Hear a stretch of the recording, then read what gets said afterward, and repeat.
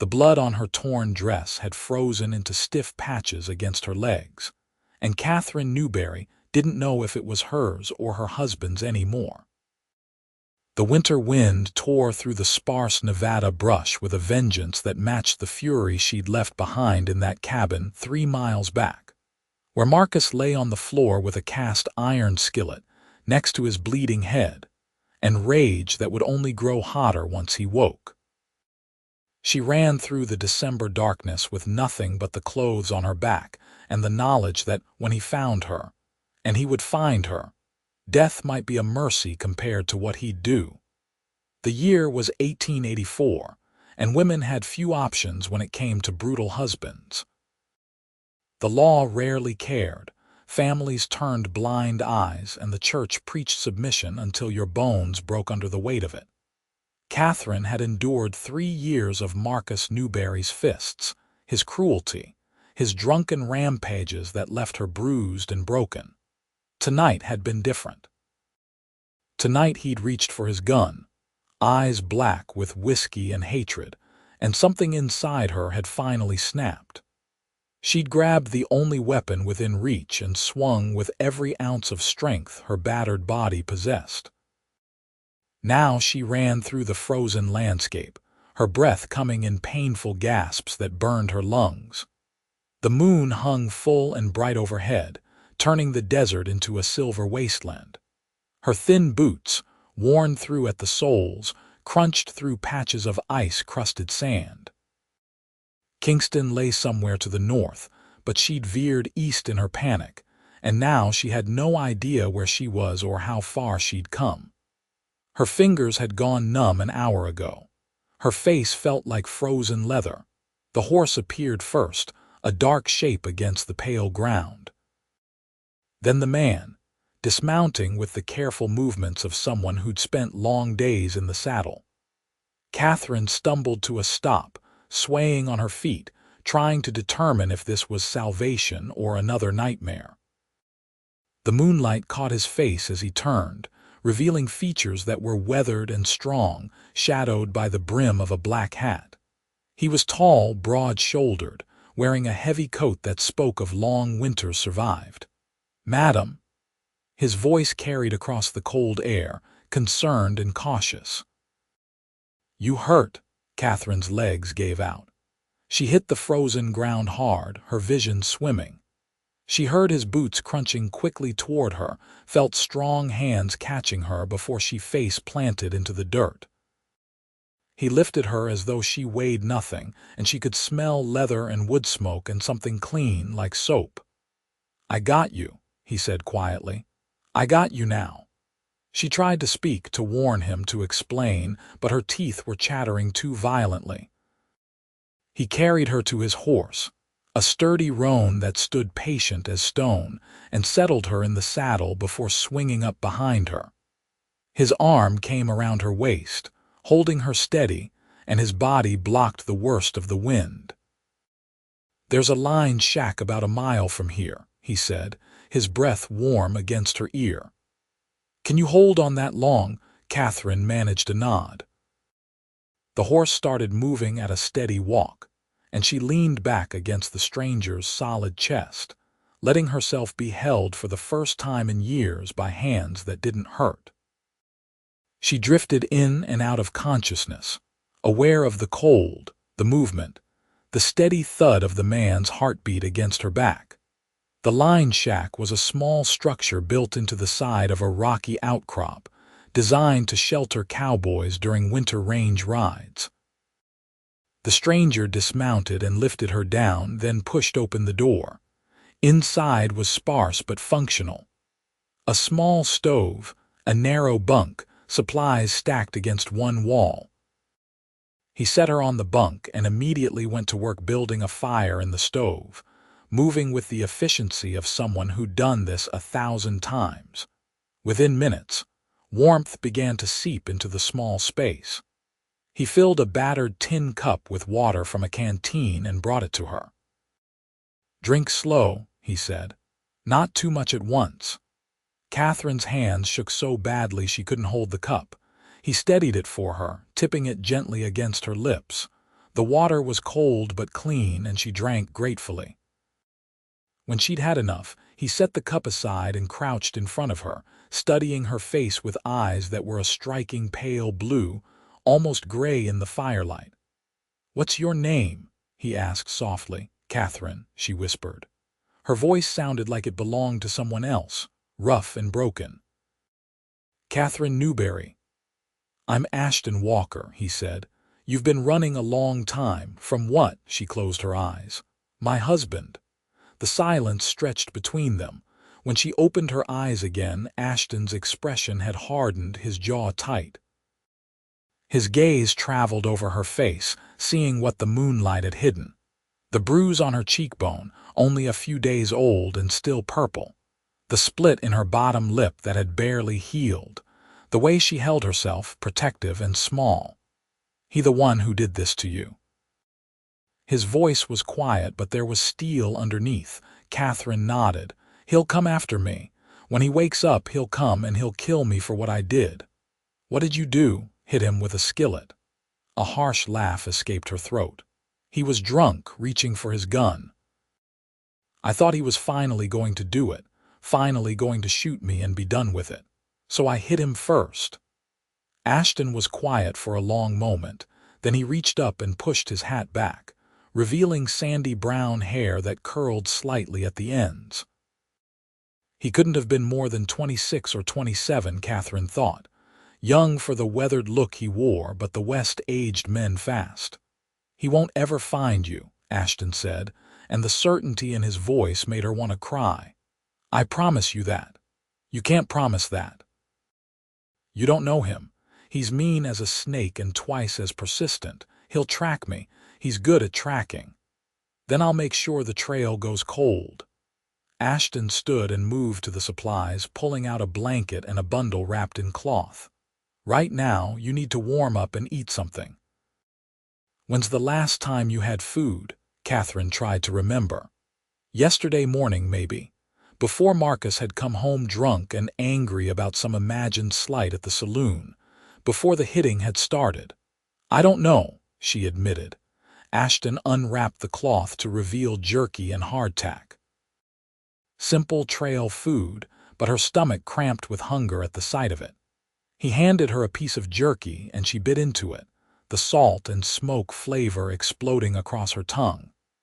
She ate slowly, carefully, while he busied himself checking the fire and arranging the blanket around her shoulders. "You live around here?" she asked between bites. "I work for the Three Pines Ranch about 10 miles west of Kingston. Been out checking the winter range, making sure the cattle are weathering the cold." He glanced at her. "Where were you headed?" "Nowhere. Anywhere. I just ran." Katherine pulled the blanket tighter. "I don't have money. I don't have anything. I just knew I had to get away before he killed me." Ashton settled onto the floor near the stove, giving her the bunk. "You got time to figure it out. Tonight you're safe. Tomorrow we'll worry about tomorrow." But Katherine couldn't stop the fear from rising in her throat. He knows people. He has friends who'll help him look. Men who think a wife is property and running away is stealing. "A lot of men think that way," Ashton agreed quietly. "I'm not one of them. And I know places he'll never think to search." She studied him in the firelight, this stranger who'd appeared out of nowhere like an answer to a prayer she hadn't known how to speak. "Why are you helping me?" His expression shifted, something painful crossing his features before he looked away into the fire. "I had a sister once. Sarah. She married young, married a man who seemed decent enough. Turned out he wasn't. She stayed because that's what women are supposed to do, right? Stay and endure and pray it gets better." His voice roughened. "It didn't get better. Last winter he beat her so badly she never woke up." Katherine's heart clenched. "I'm so sorry." "I wasn't there. I was working a cattle drive in Wyoming. Didn't even know until I came home 3 months later and she was already buried." He looked back at her, and his eyes were fierce with grief and determination. "I swore if I ever had the chance to help someone like her, someone running from that kind of hell, I'd do it. I'd do whatever it took. The weight of his words settled between them, heavier than the winter cold outside.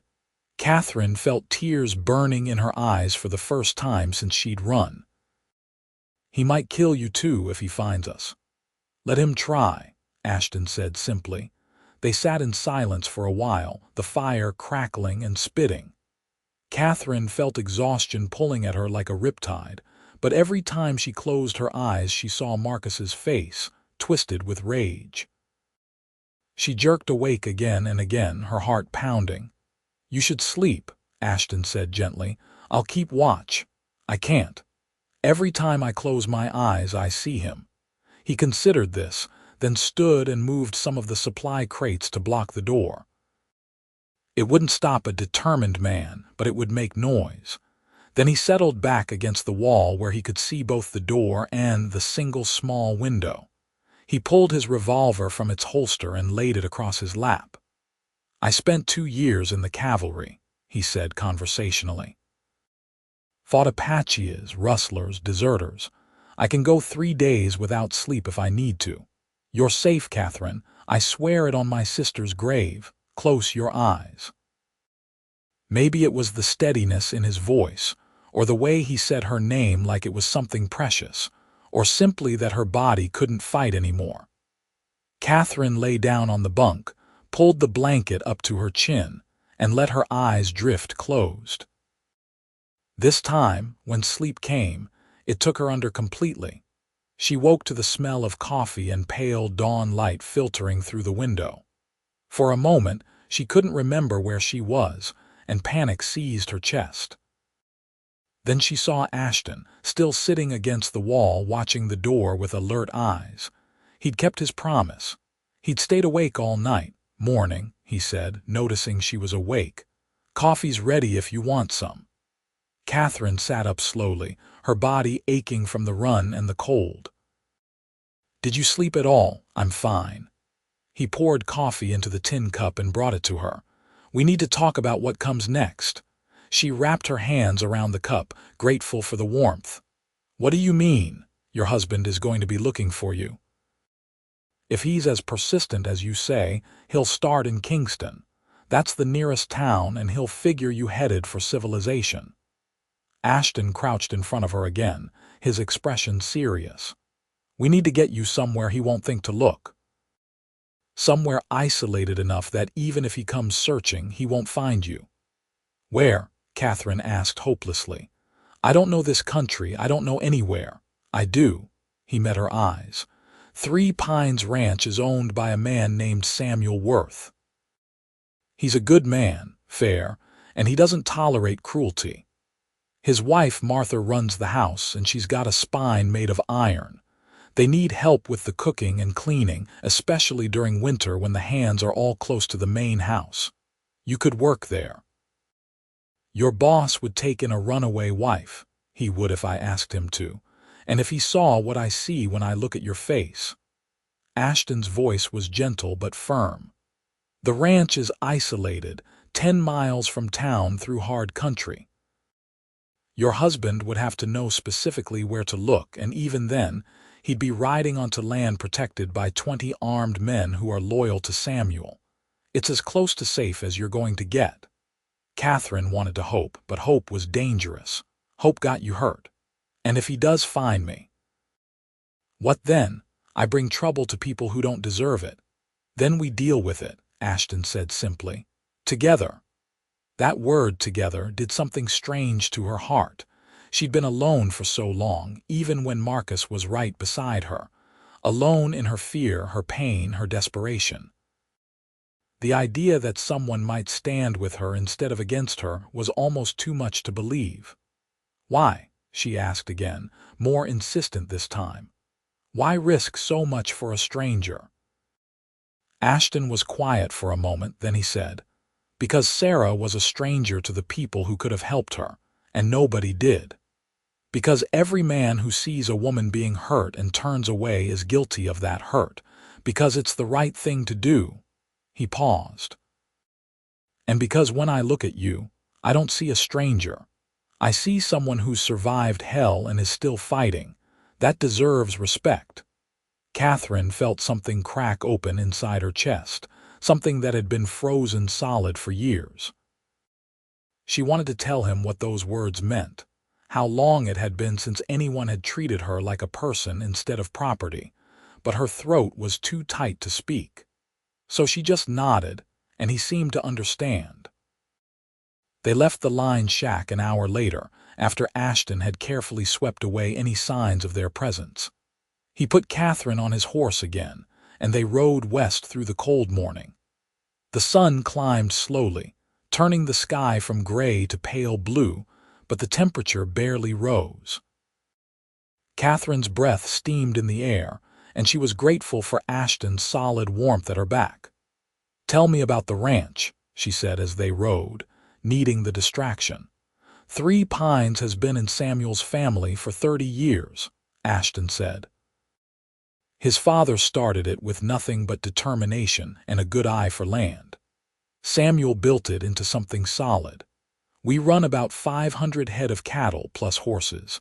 Got 20 hands year-round, more during drives. The house is big, comfortable. Martha keeps it running like a military operation." There was affection in his voice. "They've been good to me since I signed on 2 years ago. What made you become a cowboy? Didn't have much choice. After Sarah died, I couldn't stay in that town anymore. Too many memories, too much anger. I needed open space and hard work, something to burn through the grief." He paused, "Found both at Three Pines." Katherine understood that need to escape, to outrun pain. "Do you still think about her? Every day?" "But out here, with the sky so big and the work so demanding, the grief doesn't weigh as heavy. I can remember the good things now instead of just the end." They rode in companionable silence for a while. The landscape was harsh and beautiful, all scrub brush and rocky outcrops painted in shades of brown and gray. In the summer, it would be brutal, but in winter, it had a stark elegance that Katherine found oddly comforting. This was land that didn't pretend to be gentle. It showed you its teeth and made no apologies. "I've never lived on a ranch," Katherine admitted. "I grew up in a boarding house in Carson City. My mother took in laundry. I met Marcus when I was 19. He worked at the freight office, seemed responsible and steady. We married 6 months later." "When did it start?" Ashton asked quietly. "The hitting. 3 months after the wedding, I burned dinner and he slapped me. Apologized the next day, said he'd been stressed about work, it would never happen again." She laughed bitterly. "It happened again the next week, and the week after that. It kept happening until I couldn't remember what my face looked like without bruises." "You should have left," Ashton said, then immediately caught himself. "I'm sorry, that's not fair. I know it's not that simple." "No, you're right, I should have, but where would I go?" "Back to my mother, who told me marriage was forever and I needed to be a better wife. To the law, who would tell Marcus to be gentler but ultimately send me home. I had no money of my own, no skills except cleaning and cooking." Katherine stared at the horizon. "I felt trapped, like I was drowning in a well and the walls were too slick to climb." "What changed? What made you finally run?" "The gun," she said simply. "He'd threatened before, but it was always just words. Last night I saw it in his eyes. He was going to kill me. Something in him had finally snapped all the way, and I knew if I didn't move right then, I'd be dead before morning." Ashton's arm tightened slightly around her waist, protective and careful. "You're brave, Katherine, braver than you know." She didn't feel brave. She felt terrified and exhausted and adrift. But she didn't argue with him. The Three Pines Ranch appeared in the distance around midday, a collection of buildings clustered in a valley with actual pine trees, a rarity in this part of Nevada. The main house was large and well-built, painted white with a wide porch. The barn and outbuildings looked sturdy and well-maintained. Smoke rose from multiple chimneys, and Katherine could see men moving around the property, tending to various chores. Ashton rode straight to the main house and dismounted, then helped Katherine down. Her legs were shaky after hours in the saddle, and he kept a steadying hand on her elbow as they climbed the porch steps. He knocked, and a moment later the door opened to reveal a woman in her 50s with steel-gray hair pulled into a neat bun and sharp brown eyes that missed nothing. "Ashton Walker, you're back early," she said. Then her gaze landed on Katherine, and her expression shifted to immediate concern. "Lord have mercy, who's this, Mrs. Worth?" "This is Katherine Newbury. She needs help, and I'm hoping you and Mr. Worth can provide it." Martha Worth stepped aside without hesitation. "Come in, both of you. You look half frozen." She ushered them into a warm kitchen that smelled like bread and coffee. "Samuel," she called. "We've got company." Samuel Worth appeared from a side room, a tall man with graying hair and a weathered face that spoke of decades in the sun. He took in the scene quickly, his eyes moving from Ashton to Katherine and back again. "Sir, this is Katherine Newbury," Ashton said, and then he laid it out plainly and honestly. "She's running from her husband, who's been beating her. Last night he tried to kill her. She needs a safe place, and I was hoping you might have worked for her here. Somewhere he won't find her."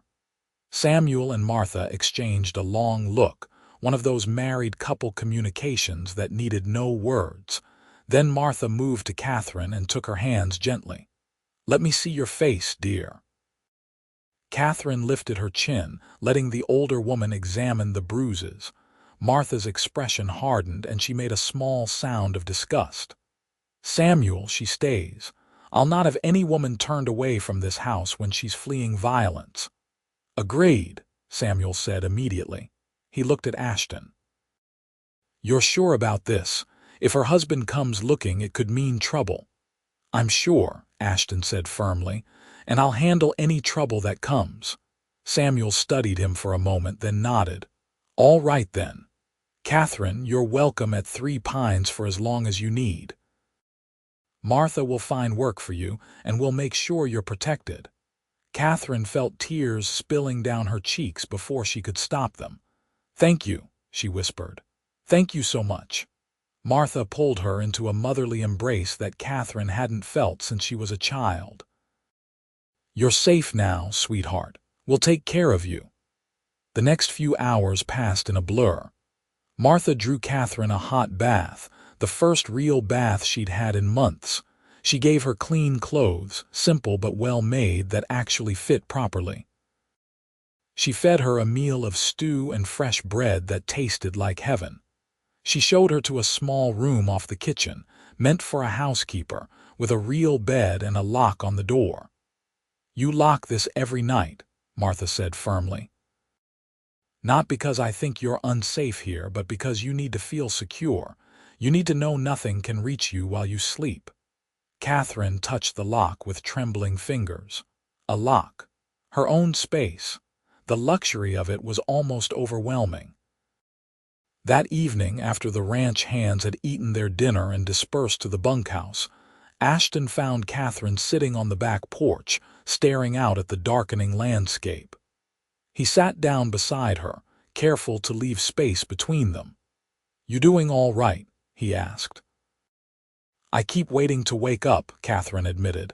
"This feels like a dream. Good things don't happen to me." "Maybe that's changing," Ashton said gently. "Maybe you're due for some good things." She looked at him in the fading light, this man who'd saved her life and asked for nothing in return. "I don't even know how to thank you." "You don't need to thank me. Just heal. That's enough." They sat in comfortable silence as stars began to appear overhead, sharp and bright in the cold, clear air.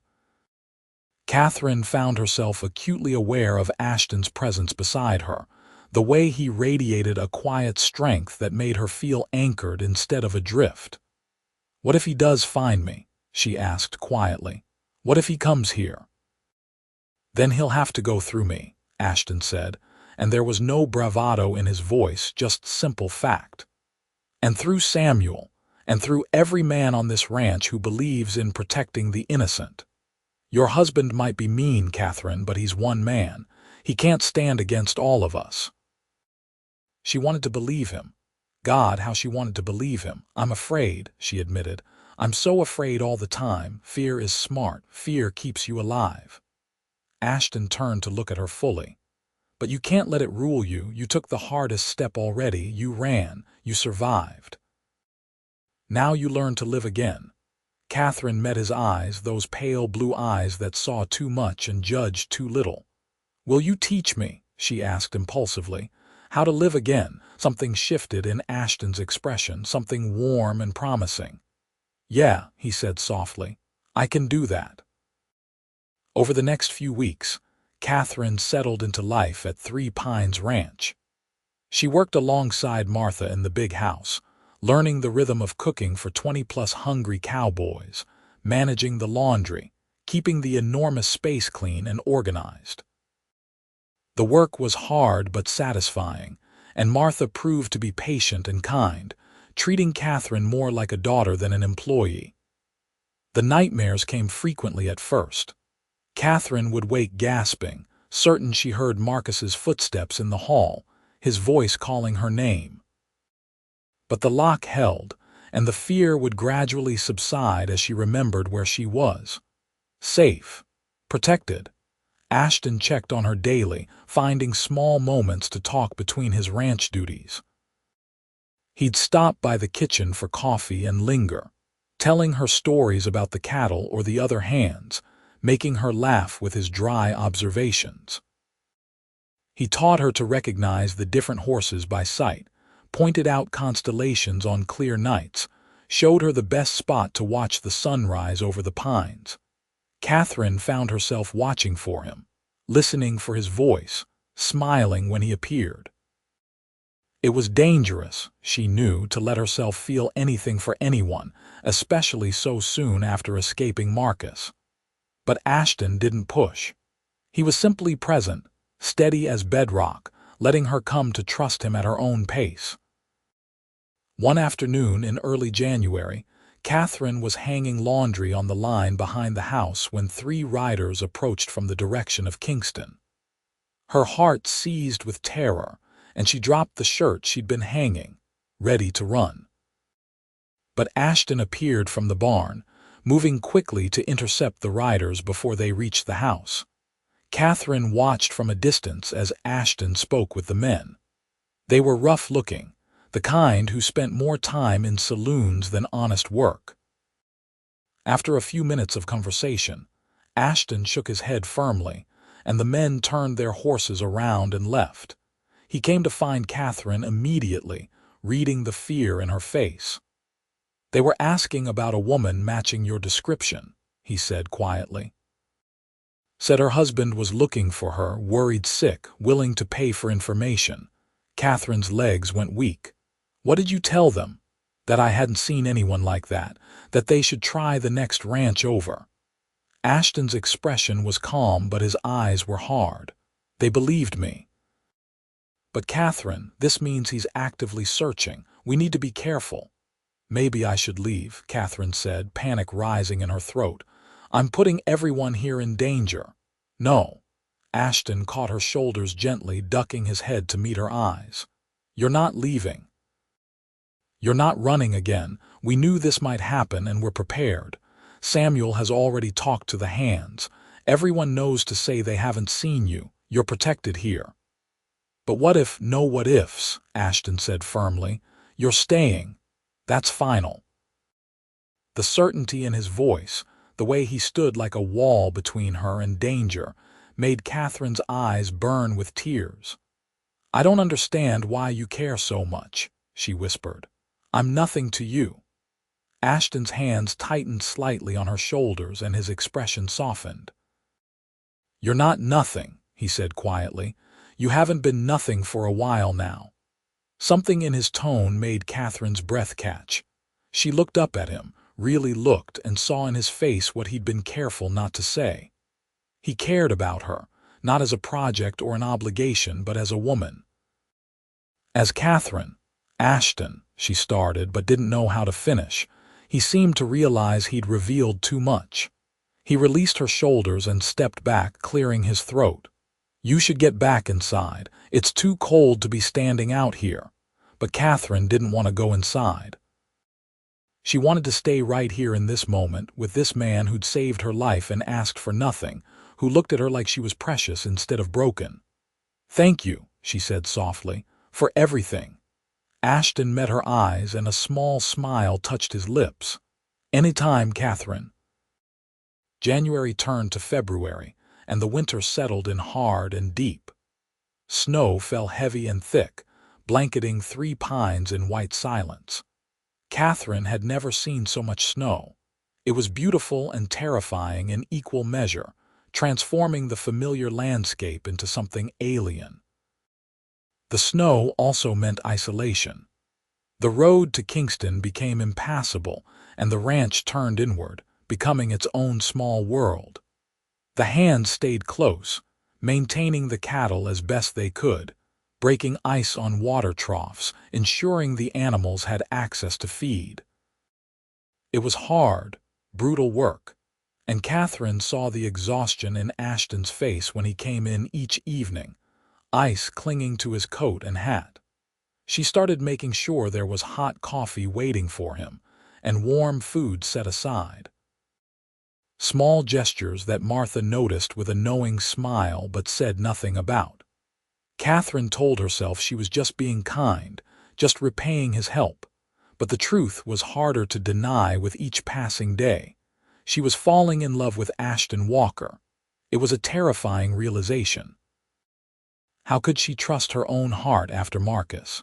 How could she know this wasn't just gratitude or the attachment of a rescued person to their rescuer? But it felt different from what she'd felt for Marcus, even in the beginning. With Marcus, there had been a kind of desperate hope that he would take care of her, provide for her, give her life meaning. With Ashton, it was simpler and more complicated at once. She just wanted to be near him. She wanted to hear his voice, see him smile, know that he was safe and warm. She wanted, terrifyingly, to touch him, to hold his hand, to lean into his solid strength and let herself be held. One evening in mid-February, a week after a massive snowstorm had trapped everyone indoors for 3 days, Katherine was washing dishes when Ashton appeared in the kitchen doorway. Most of the hands were in the bunkhouse playing cards, and Samuel and Martha had retired early. The house was quiet except for the crackle of the fire and the soft splash of water. "Need any help?" Ashton asked. Katherine smiled. "You've been working since dawn. You should be resting." "Can't sleep yet. Too restless." He came into the kitchen and picked up a towel, starting to dry the dishes she'd washed. They worked in comfortable silence for a few minutes before Ashton said, "Can I ask you something?" "Of course." "You ever think about what comes after? After winter ends, after you've been here long enough that you feel safe again?" Katherine's hands stilled in the dishwater. "Sometimes, but it's hard to think past tomorrow, let alone months from now." "I understand that," Ashton said quietly, "but I think you should start thinking about it. About what you want your life to look like. Because, Katherine, you're not just surviving anymore. You're here, you're safe, you're healing. At some point you get to decide what comes next."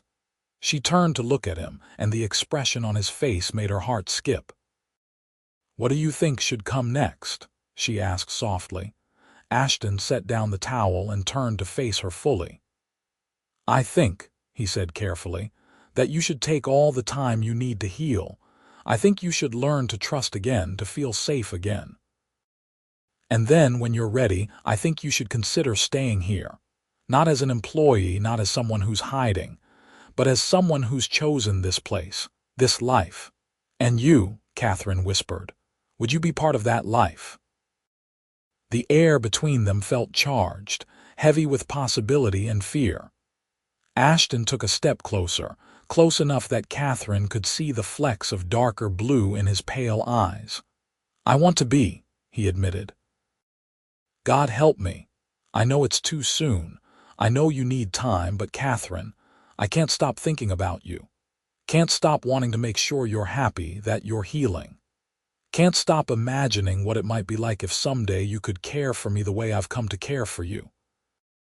Catherine's breath caught. "Ashton, you don't have to say anything," he interrupted quickly. "I'm not asking for anything. I just needed you to know.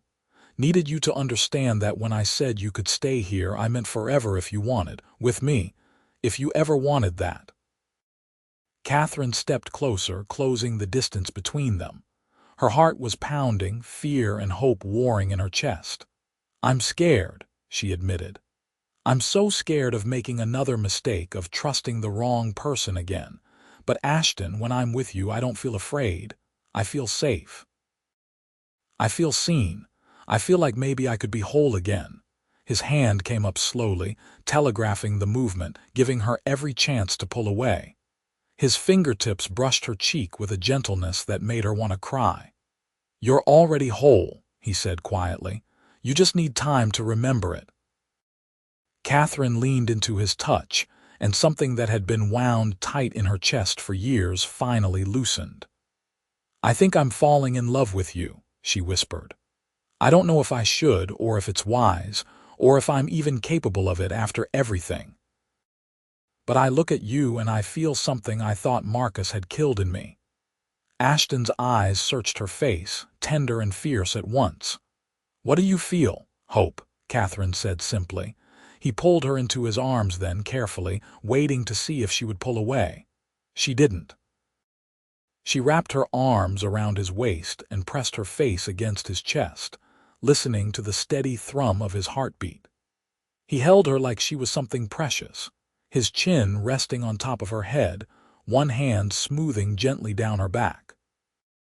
They stood like that for a long time, just holding each other in the quiet kitchen while the fire burned low and the winter wind howled outside. It wasn't a kiss, wasn't a grand declaration, but it felt more intimate than anything Katherine had ever experienced. It felt like coming home. March arrived with the promise of thaw, though the nights were still bitterly cold. The snow began to recede, revealing the muddy earth beneath, and the ranch stirred back to life. Preparations began for spring calving, for mending fences, for all the work that winter had postponed. Marcus Newbury appeared on a cold morning in early March, riding up to the Three Pines main house with two men flanking him.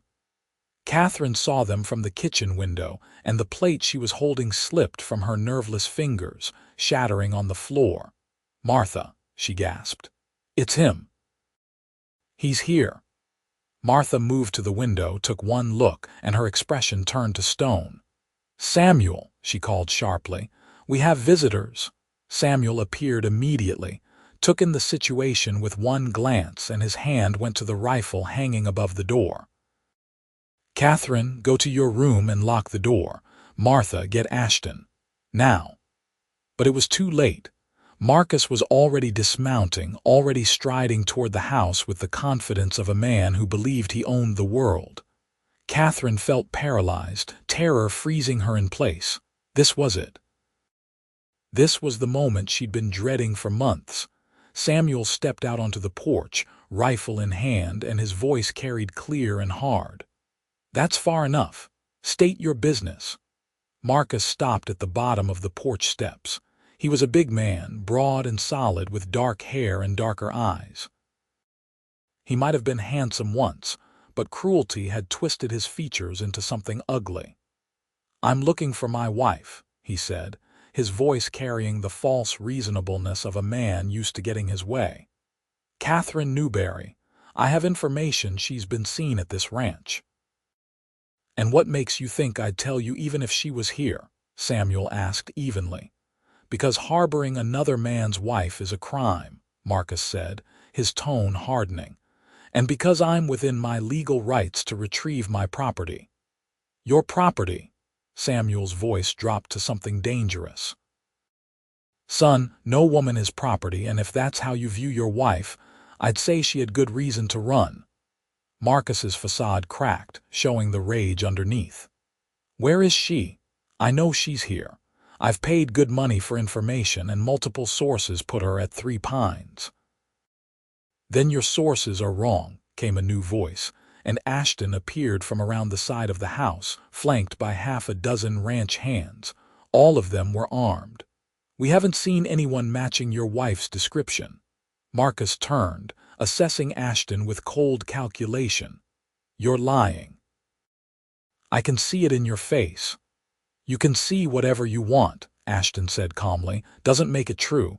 Now you've stated your business and you've been answered. Time for you to leave." "I'm not going anywhere without my wife," Marcus snarled. "Katherine," he bellowed toward the house. "Katherine, get out here right now." Inside, Katherine flinched at the sound of her name in his voice. That voice that had screamed at her, degraded her, promised her death. Martha gripped her arm tightly. "Stay right here. Don't you dare go out there." But Katherine couldn't let Ashton and Samuel face Marcus for her. This was her fight, her burden. She pulled away from Martha and walked to the door on trembling legs. She stepped out onto the porch, and the moment Marcus saw her, his face contorted with triumph and fury. "There you are," he said with false sweetness. "I've been so worried, darling. Come down here now. We're going home." "No," Katherine said, and her voice shook but held firm. "I'm not going anywhere with you, Marcus." His expression darkened. "Yes, you are. You're my wife. You belong to me." "I belong to myself," Katherine said, strength building in her voice. "I'm not your property. I'm not going back to being hit, degraded, terrorized. I'd rather die." "That can be arranged," Marcus said softly, and his hand moved toward his gun, but Ashton was faster. His revolver was out and aimed before Marcus had cleared leather. "Don't," Ashton said, and his voice was cold as the winter they'd just survived. "You pull that gun and it's the last thing you do." Every hand on the porch had drawn their weapons, all of them trained on Marcus and his two companions. Marcus looked around, calculating the odds, and slowly moved his hand away from his gun.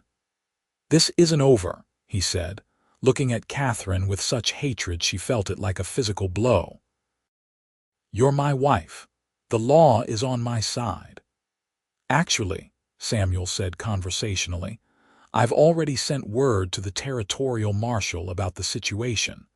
Explained that we're sheltering a woman fleeing domestic violence and that her husband has made threats against her life. The marshal is a friend of mine, and he's very interested in having a conversation with you, Mr. Newbury." Marcus went pale. "You have no proof of anything." "We have Katherine's testimony," Samuel said.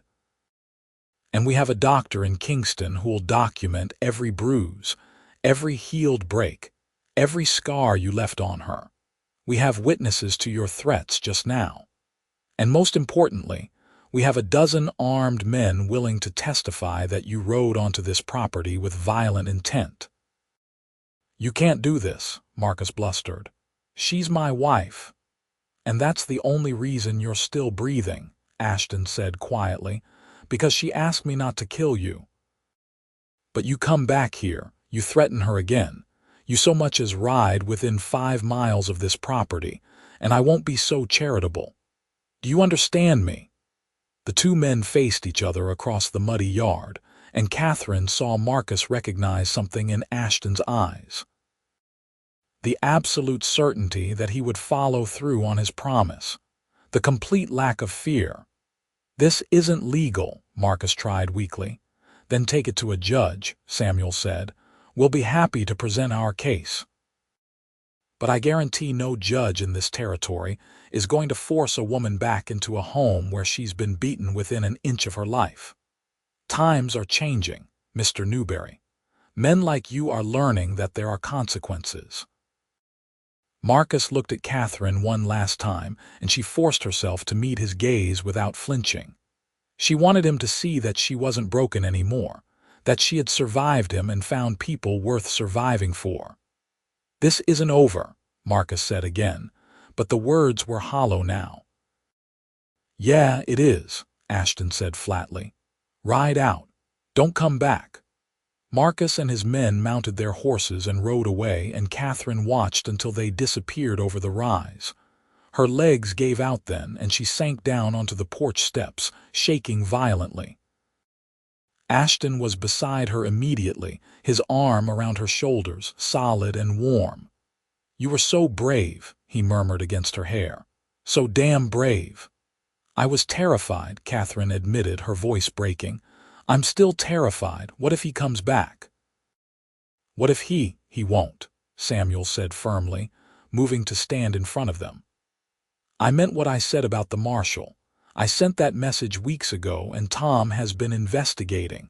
There's apparently a trail of violence behind Marcus Newbury. You're not the first woman he's hurt, Katherine. You're just the first one brave enough to run and stay gone. Tom's building a case, and with your testimony, he can put Marcus away."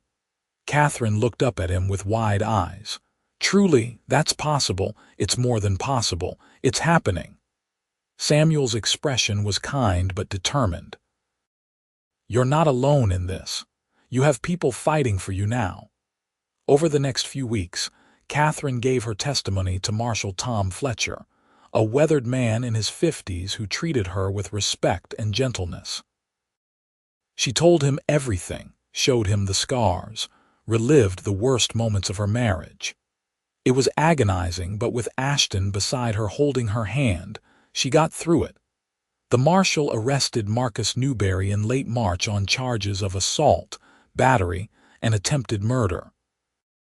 Katherine didn't attend the trial, but Samuel did, and he came back with the news that Marcus had been sentenced to 5 years in the territorial prison.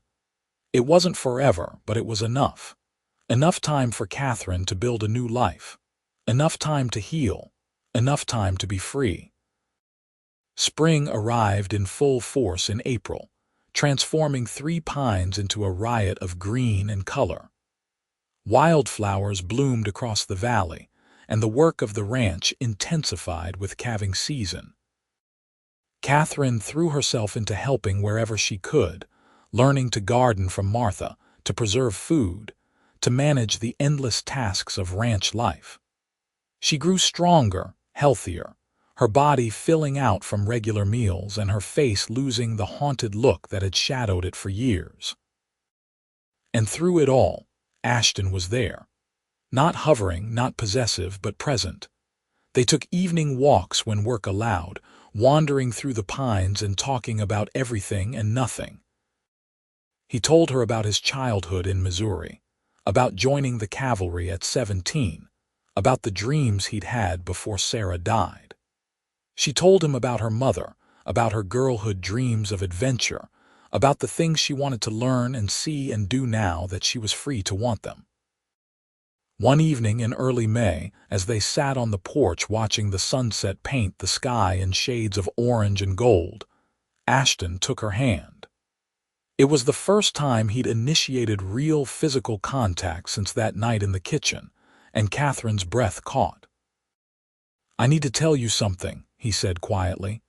"And I need you to hear it, really hear it, before you respond." Katherine's heart started pounding. "All right. I love you," Ashton said, simple and direct. "I love your strength, your courage, your kindness. I love the way you laugh when Martha tells her outrageous stories. I love how you've learned to stand tall again, how you don't flinch anymore when someone raises their voice. I love you, Katherine, all of you, exactly as you are." He turned to face her fully. "I know it hasn't been long. I know you need more time to heal. I'm not asking for anything from you except to know that what I feel is real and lasting. Whenever you're ready, if you're ever ready, I'll be here." Katherine felt tears sliding down her cheeks, but they were good tears this time, joyful tears. "Ashton Walker, you saved my life that night in the desert, but you've done so much more than that. You've helped me remember who I am, who I want to be. You've shown me what love is supposed to look like." She reached up and touched his face, feeling the roughness of his stubble against her palm. "I love you too. I think I've loved you since that first night when you promised I was safe." The smile that broke across Ashton's face was like sunrise, warm and bright and full of promise. "Can I kiss you?" he asked softly. "Yes," Katherine whispered. "Please." He leaned in slowly, giving her every opportunity to change her mind to pull away. But she didn't want to pull away. She wanted him, with a clarity that pushed through all her fear and doubt. When his lips met hers, gentle and careful, it was nothing like the brutal kisses Marcus had forced on her. This was tender, reverent, a question and an answer all at once. Katherine kissed him back, pouring 3 months of gratitude and hope and love into that kiss, and when they finally pulled apart, she was smiling through her tears. "I want to build a life with you," she said. "A real life, with a home and a future and all the ordinary, beautiful things I thought I'd never have." "Then we'll build it," Ashton promised. Together. They were married in June in a simple ceremony on the ranch with Samuel and Martha standing witness. Katherine wore a cream-colored dress that Martha had sewn for her, with wildflowers in her hair. Ashton wore his best suit, looking nervous and happy and more handsome than Katherine had ever seen him. The circuit preacher declared them husband and wife, and when Ashton kissed her, Katherine felt something settle deep in her soul. This was right. This was what love was supposed to be. Samuel gifted them a small cabin on the edge of Three Pines property, a sturdy 2-room structure that Ashton and some of the hands had spent weeks renovating. It had a good stove, a comfortable bed, windows that let in the light, and most importantly, a door that locked from the inside. Their door. Their home. That first night, as Katherine stood in their cabin wearing her nightgown and looking nervous, Ashton took her hands gently. "We don't have to do anything you're not ready for," he said quietly. "I mean it, Katherine. This marriage is real whether we consummate it tonight or a year from now. You set the pace." Katherine felt the last of her fear dissolve in the face of his patience, his care. "I'm ready," she said softly. "I want this. I want you." He kissed her then, deep and thorough, and when he lifted her and carried her to their bed, Katherine felt nothing but joy, anticipation, love. He was gentle and patient, taking his time, making sure she felt only pleasure. And when they finally came together, Katherine cried again, but this time from happiness so intense it felt like breaking open and being remade all at once. Afterward, lying in Ashton's arms with her head on his chest and his fingers trailing gently through her hair, Katherine felt at peace for the first time in years. This was what she'd been running toward that night in the winter darkness. Not just safety, not just survival, but this. Love. Partnership, home, thank you, she whispered. Ashton kissed the top of her head. "For what? For finding me. For keeping me safe. For loving me back to life." "Katherine," he said gently, tipping her face up to meet his eyes. "You saved yourself. You're the one who ran, who survived, who had the courage to start over. I just got lucky enough to be there when you needed someone." She smiled and kissed him softly. "We both got lucky." The first year of their marriage was full of hard work and simple joys. Katherine learned to manage a household, to preserve the fruits and vegetables from their garden, to sew and mend and cook. Ashton worked long days on the ranch, coming home tired but content, always with a smile for his wife and a kiss at the door. They built a life together out of small moments. Morning coffee shared on the porch, evening walks through the pines, nights wrapped in each other's arms. Katherine also learned to ride, something she'd never done before. Ashton was a patient teacher, and by autumn she was confident enough to ride with him when he checked the distant pastures. They'd pack a lunch and spend the whole day together, talking and laughing and reveling in the freedom to simply be together. In the winter of their second year, Katherine discovered she was pregnant. She told Ashton over dinner one evening, nervous about how he'd react. He stared at her for a long moment, then stood and pulled her into his arms, holding her so tight she could barely breathe. "A baby," he whispered, awed and thrilled. We're going to have a baby." Their son was born in early summer, a healthy boy with Ashton's blue eyes and Katherine's dark hair. They named him Samuel after the man who'd given them both a home and a chance. Holding her baby for the first time, Katherine felt a profound sense of completion. This was her family. These were her people. This was the life she'd fought so hard to reach. Marcus Newbury was released from prison after serving 4 years, 1 year early for good behavior. Katherine heard the news from Marshal Fletcher, who rode out to Three Pines personally to inform them. Her first instinct was fear, the old terror rising up to choke her. But Ashton held her steady, and Samuel assured them that Marcus had left the territory entirely, headed east with clear instructions never to return. "He knows what's waiting for him if he comes back," the marshal said. "And word is he's remarried, got a new life somewhere in Kansas. I don't think he'll be a problem." Katherine wanted to feel sorry for whatever woman Marcus had married, but mostly she just felt grateful it wasn't her anymore. That part of her life was over, truly and completely. The years passed in contentment. Samuel grew into a bright, active boy who loved horses and following his father around the ranch. 2 years after Samuel was born, Katherine had a daughter they named Sarah, honoring Ashton's sister. And 3 years after that, another son they called William. The cabin became too small for their growing family, so Ashton and some of the hands built an addition, then another. Their home grew along with their family, becoming a place of warmth and laughter, the kind of home Katherine had dreamed of as a girl. Samuel Worth passed away peacefully in his sleep at 73, and Martha followed him 6 months later, dying of a broken heart according to the doctor. Katherine grieved them deeply, these people who'd taken her in and given her a second chance at life.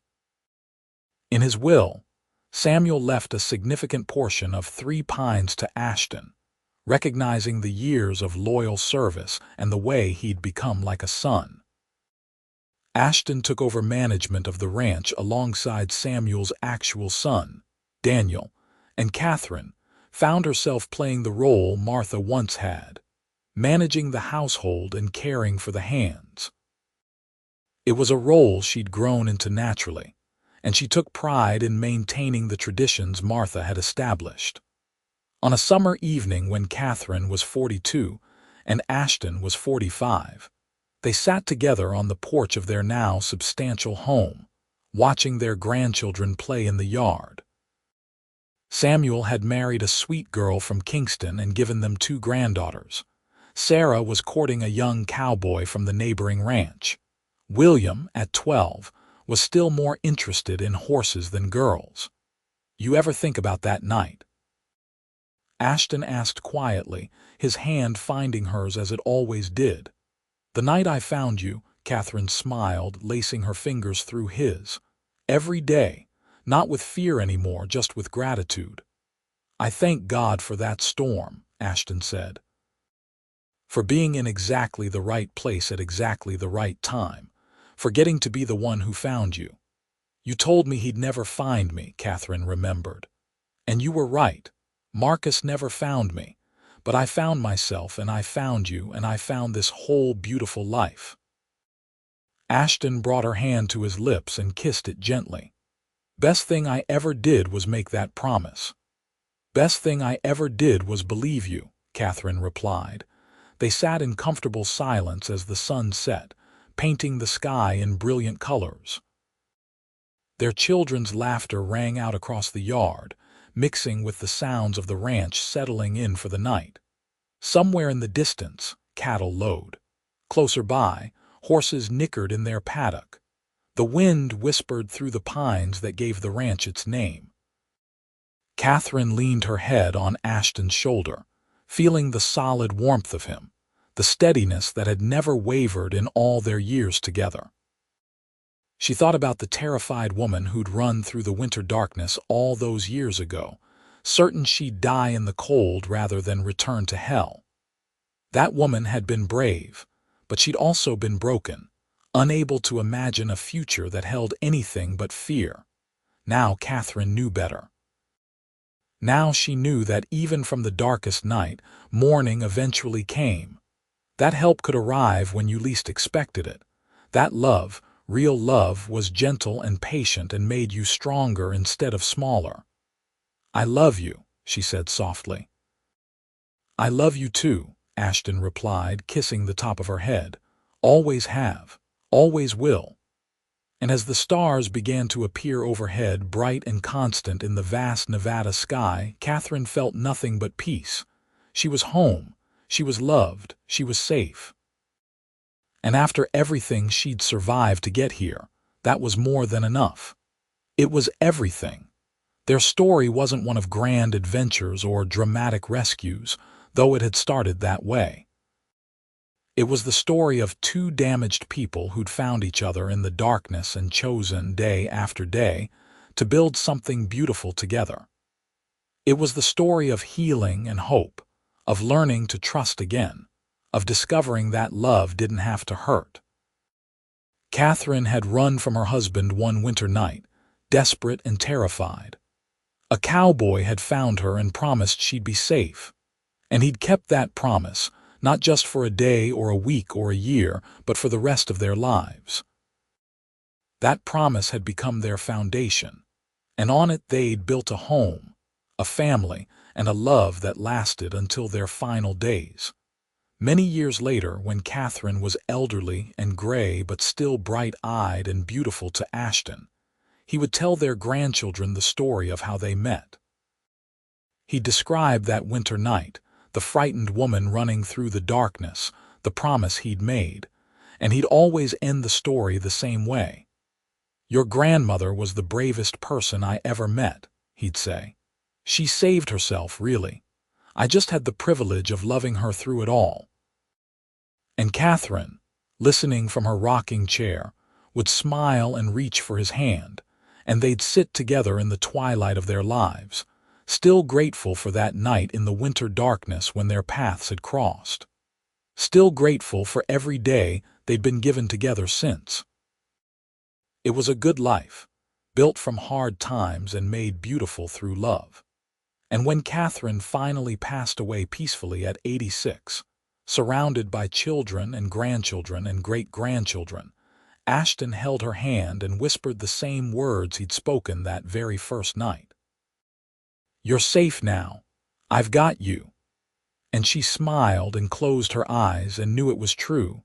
She'd been safe with him from that first moment until this last one, wrapped in a love that had transformed them both.